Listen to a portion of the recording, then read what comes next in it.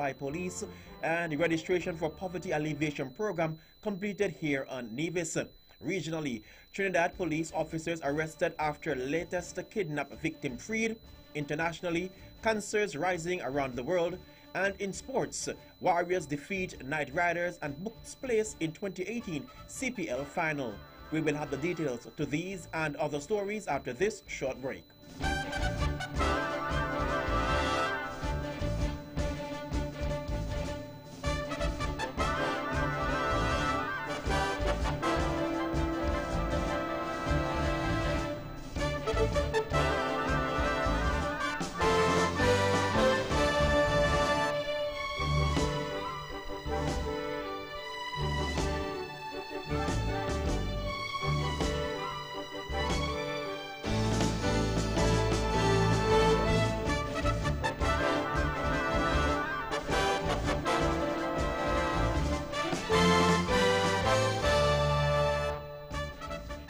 Another look. Different from how you've seen it before. Another look. Takes an in-depth look into business, politics, science, technology, religion, and more. Another look. Featuring documentaries from the BBC, regional features, and local ones too. Another look. Every Monday at 3 p.m. on the Eastern Caribbean's powerhouse, Vaughan.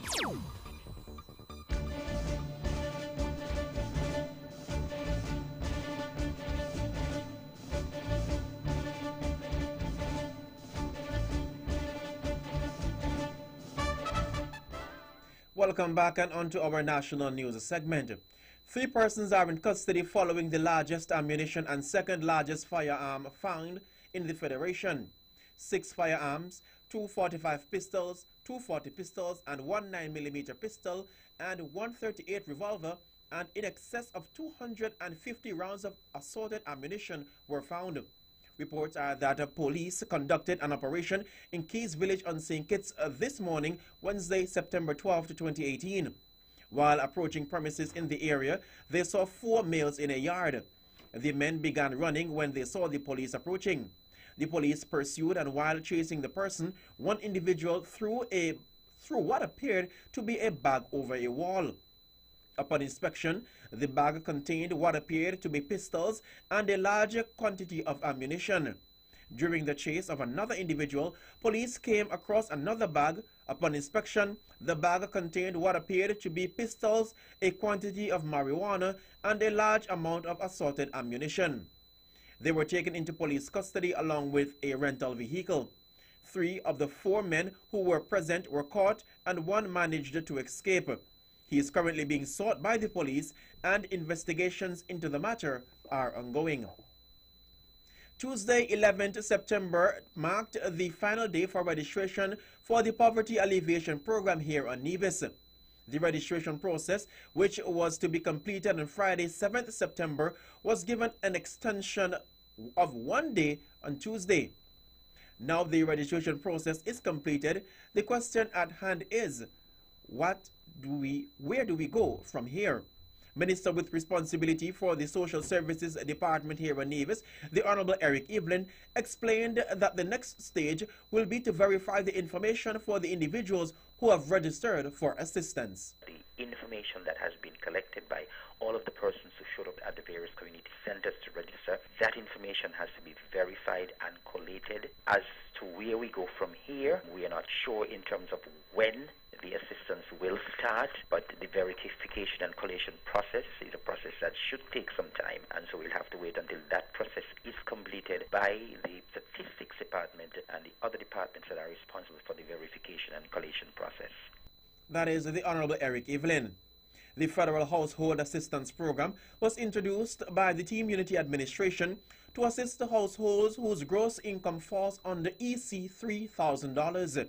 Individuals, if qualified for the program, will receive aid in the amount of EC $500 from the federal government.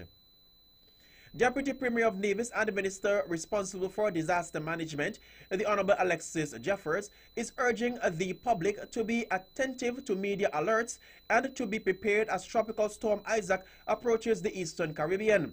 At the time, Minister Jeffers was touring the various emergency shelters that is designated by the Nevis Island Administration for the 2018 Atlantic hurricane season. The minister was quoted as saying, "The exercise was just so that we are getting ourselves much more in a state of readiness." He also urged the public to continue to follow the various media houses that would put out information from time to time. And in more national news. At 5 p.m., the center of Tropical Storm Isaac was located near latitude 15.4 degrees north, 56.6 degrees west, about 295 miles to the east of Martinique. Tropical Storm Isaac is moving towards the west at 20 miles per hour, with maximum sustained winds at 60 miles per hour. Central pressure 1003 millibars or 29.62 inches. The forecast is for continued weakening of the storm and rainfall 1 to 2 inches expected across the Leeward Islands. That is Director of the Navy's Disaster Management Department, NDMD, Mr. Brian Dyer. Mr. Dyer was providing the latest update on impending tropical storm Isaac. The director also noted that the Federation is already seeing some of the effects of the storm. Us here at St. Kitts Nevis, we anticipate some winds up to 30 miles per hour with rainfall as the rain bands get closer to these islands. Some flooding can be expected in areas prone to flooding, and we advise persons to be cautious in their movements. An announcement will be made later this evening with regards to productivity or work tomorrow. That will be made by the relevant authorities, as I would advise them accordingly based on the information received from the Met Office. He further encouraged individuals residing in the Federation to make the necessary preparations as the storm approaches. We encourage persons to make their preparations. Based on the wind speed, we wouldn't anticipate persons using shuttles, but we still anticipate persons taking precautionary measures with regards to flooding in certain areas and in movement through the islands, because it only takes 6 inches of water to hydroplane a vehicle. So we need persons to take precautions, especially where heavy rainfall could trigger landslides, rockfalls, or have guts overflowing. So that's a precautionary measure we would like persons to take in event of flooding issues. The usual preparatory actions remain the same.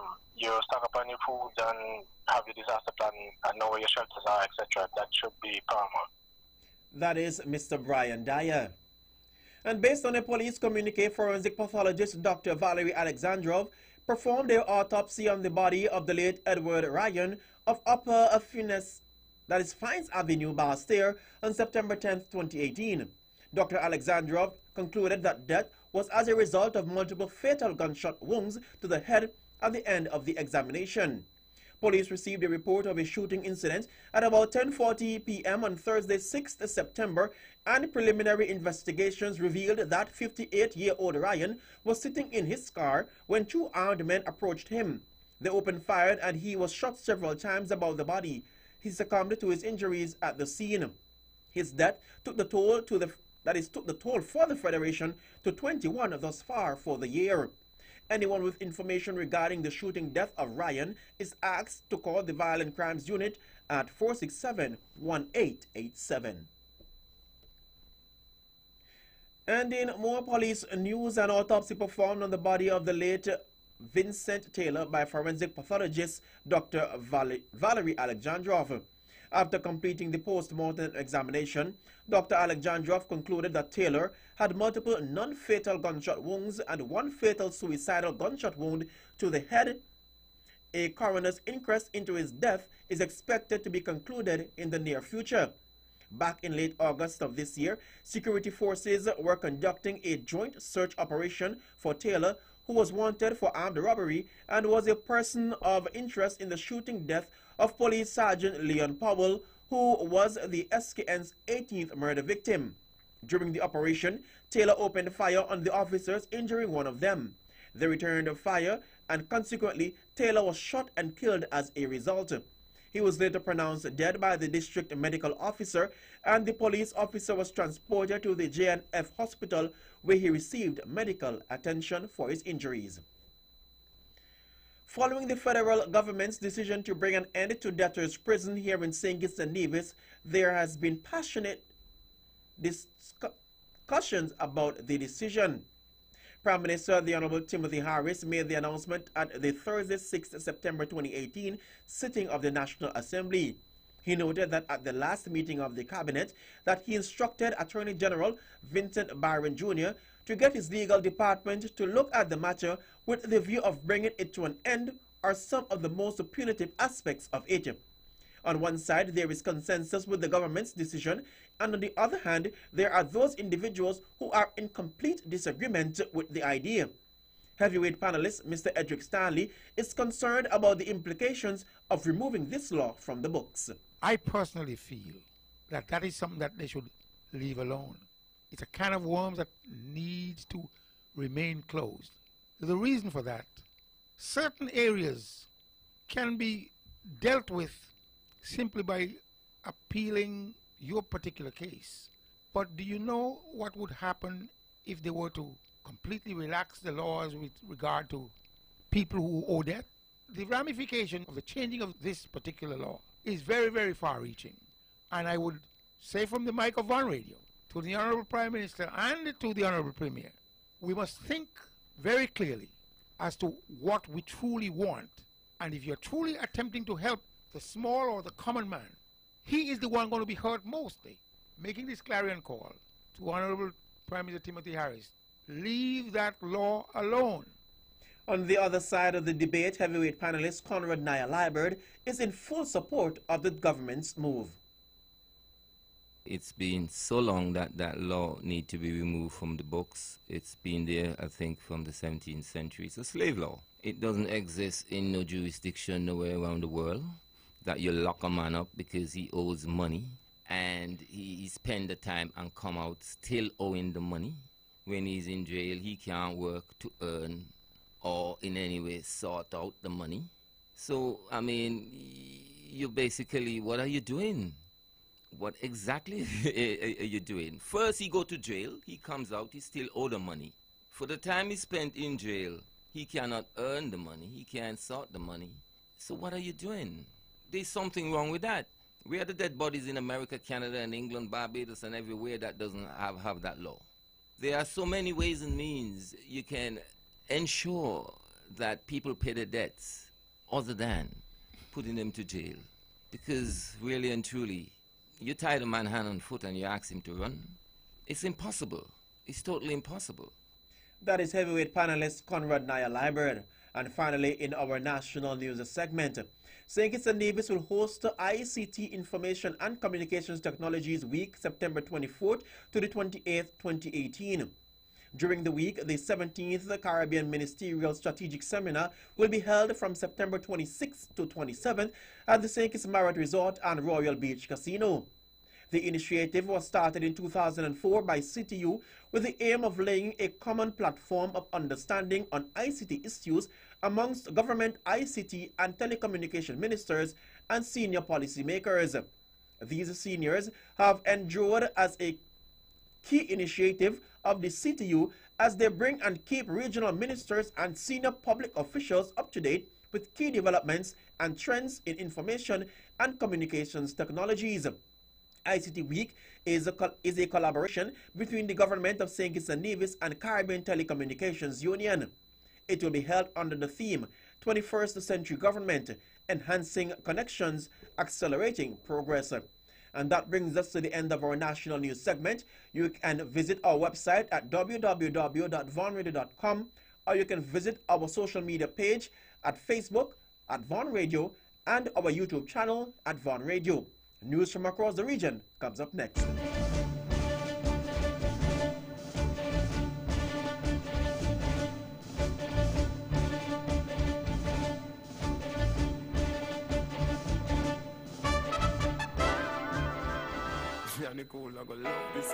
This summer, the Bank of Nevis Limited offers you sizzling hot vacation loans. Come and experience summer like never before with our easy-to-access summer vacation loan. Get up to $15,000 unsecured with up to 2 years to repay. Take a trip, experience the world, or participate in our very own Culturama. Enjoying your vacation has never been easier with a relaxing vacation loan from the Bank of Nevis Limited. My bank, your bank, our bank. The Bank of Nevis Limited, improving the quality of life. Like us on Facebook.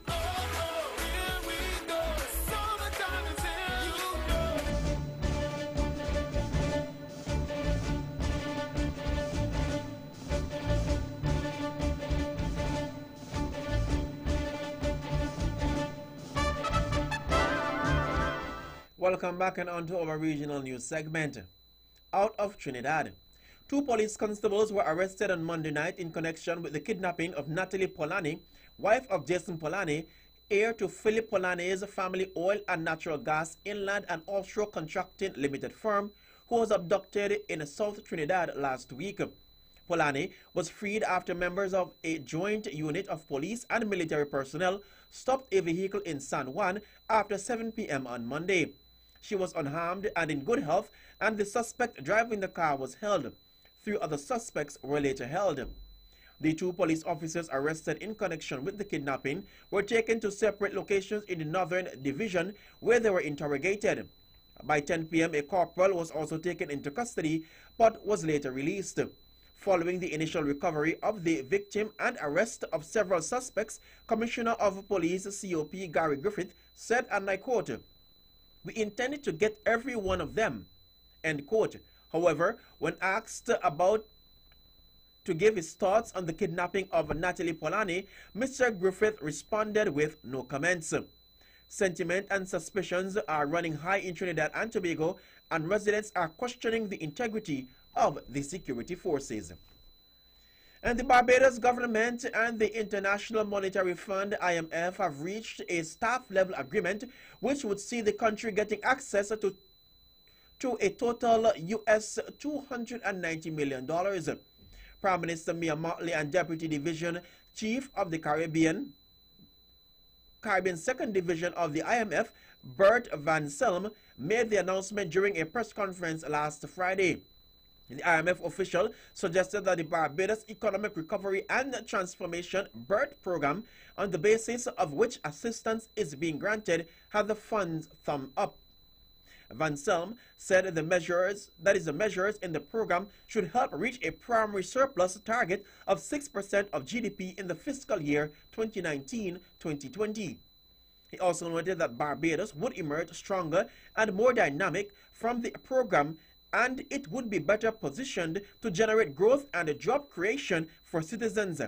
Prime Minister Mottley said it was an extraordinary achievement by Barbados to reach agreement with the IMF in 3 months. And in news out of Barbuda, the injunction that stood in the way of the construction of a new airport terminal was lifted on Tuesday, paving the way for work to resume on the project. On August the 2nd, High Court Judge Rosalind E. Wilkinson instructed that all construction on the international airport in Barbuda be stopped immediately until further notice, after a civil case was filed to challenge the construction for a number of reasons.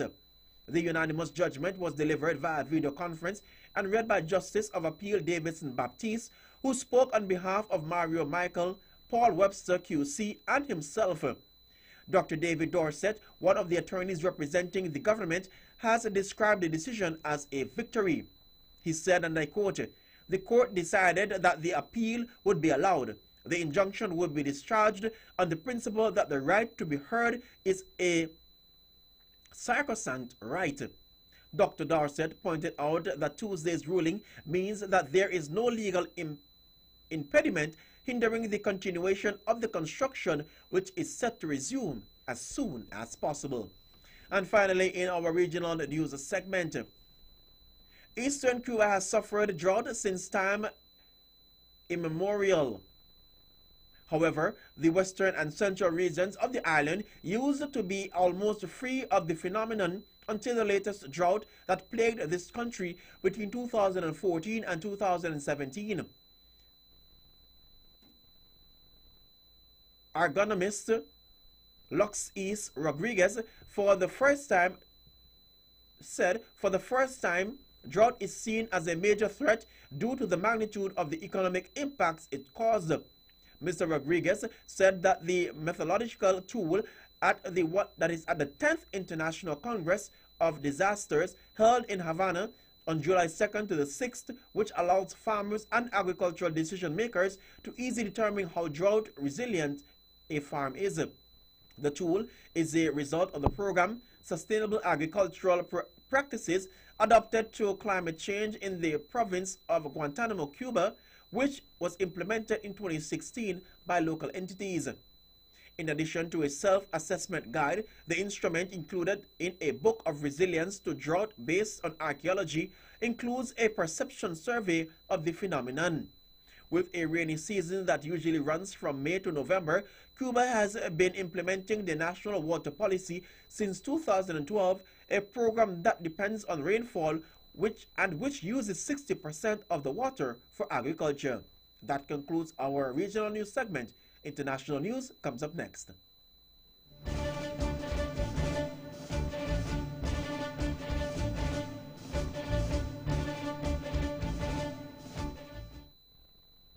Welcome back and on to our international news segment.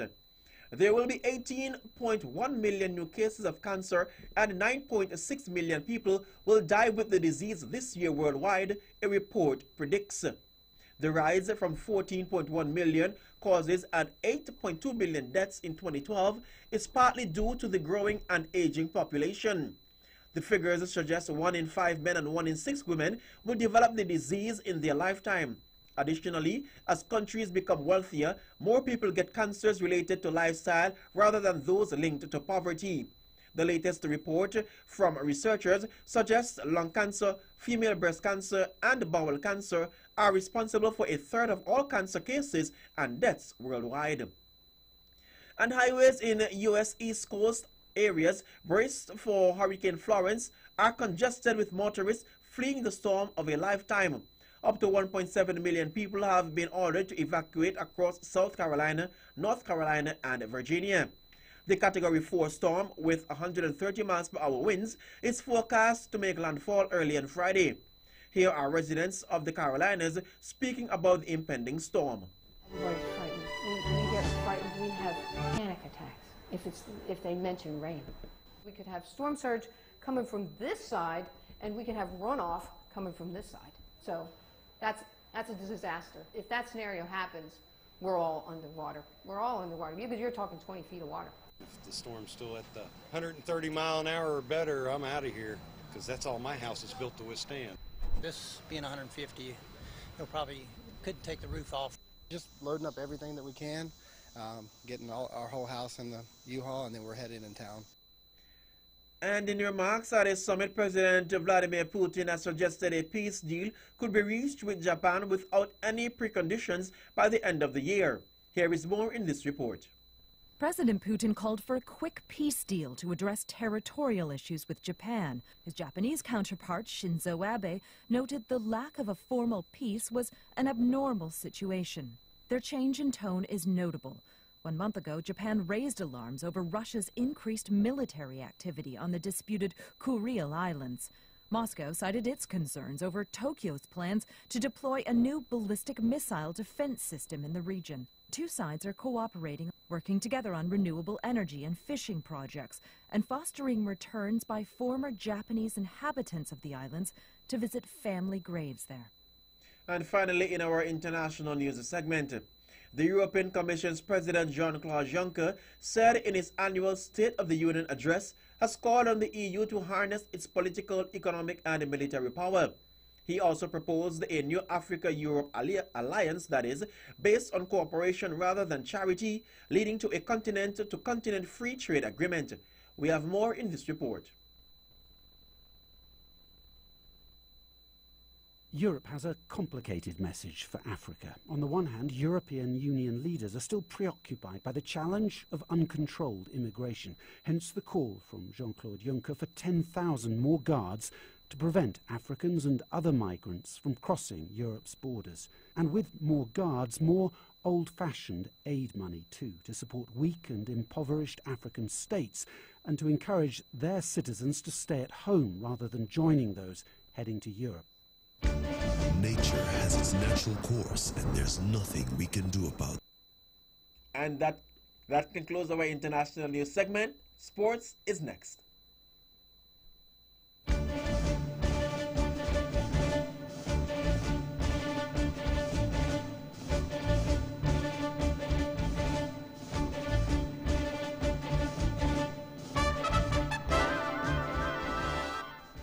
I hear 30. Can I get 35? 35 going once, 35 going twice. Sold at 35. Man, independence feels great with TDC.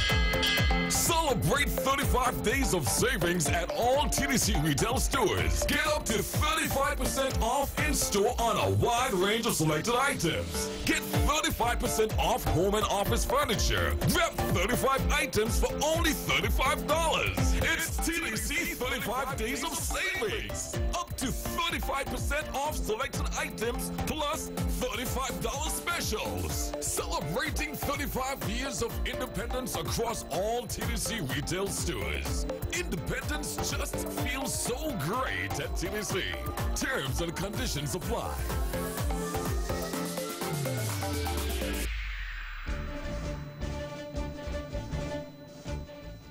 Welcome back and on to our sports. In CPL cricket, the Guyana Amazon Warriors booked their place in the 2018 Hero Caribbean Premier League CPL final after edging past the Trinbago Knight Riders by 2 wickets in Providence Stadium, Guyana, last evening, Tuesday, 11th September. The scores are as follows: Guyana Amazon Warriors 126 for 8, Hetmeyer 39, Rutherford 30, Pierre 2 for 18, beat Trinbago Knight Riders 122 for 7, Ingram 25, Green 2 for 8, Riyad Emrit 2 for 22, Sohail Tania 2 for 26 by 2 wickets with 1 ball remaining. Upcoming fixtures are as follows: this evening, playoff 2, Jamaica Talawas versus St. Kitts Nevis Patriots at 6 p.m. at the Providence Stadium in Guyana, and on Friday 14 September the semi-final will be held between Trinbago Knight Riders and the winner of playoff 2 at 8 p.m. at the Brian Lara Stadium, and on Sunday 16 September we'll see the finale between Guyana Amazon Warriors and the winner of the semi-final at 5 p.m. at the Brian Lara Stadium. And in athletics, 4-time Olympic champion Michael Johnson says he is recovering at home after suffering a mini stroke. The American 50, once the fastest man in the world at 200 meters and 400 meters, tweeted that he had a transient ischemic attack last week. The good news is I'm back at home with my family, cleared of any heart issues, and I've already made great progress on my road to full recovery, he added.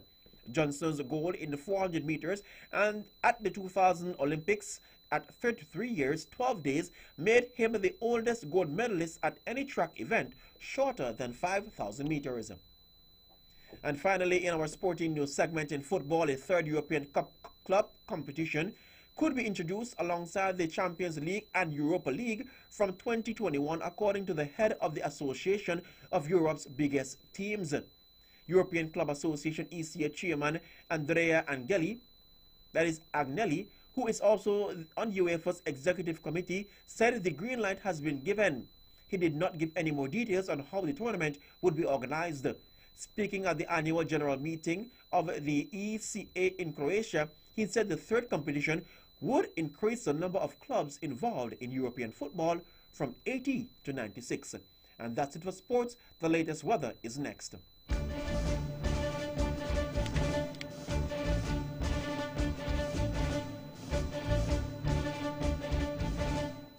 And your weather forecast for tonight reads mostly cloudy skies with the chances for showers remaining high and also a moderate chance of thunderstorms.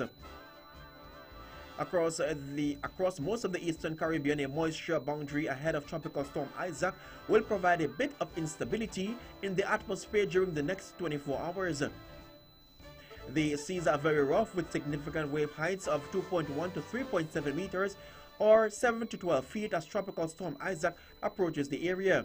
Stern warnings are now in place for mariners and seabathers against dangerous sea conditions. Mariners should stay in port and seek safe anchorage, while seabathers should avoid these waters, especially on the eastern side of the islands. Winds are northeast at 14 to 23 miles per hour with higher gusts during showers. Your sunrise for tomorrow will be at 5:59 a.m. And that is the latest weather. As we wrap up the major news package for today, Wednesday, 12th September, let's take a look at the headlines once again. Nationally, 250 rounds of ammunition and 6 firearms seized by police, and the registration for poverty alleviation program completed here on Nevis. Regionally, Trinidad police officers arrested for latest kidnapped victim. That is after latest kidnapped victim freed. Internationally, cancers rising around the world. And in our sporting news segment, Warriors defeat Knight Riders and books place in the 2018 CPL Finals. On behalf of the rest of the news team, I am Marvin Ross, wishing you a pleasant evening.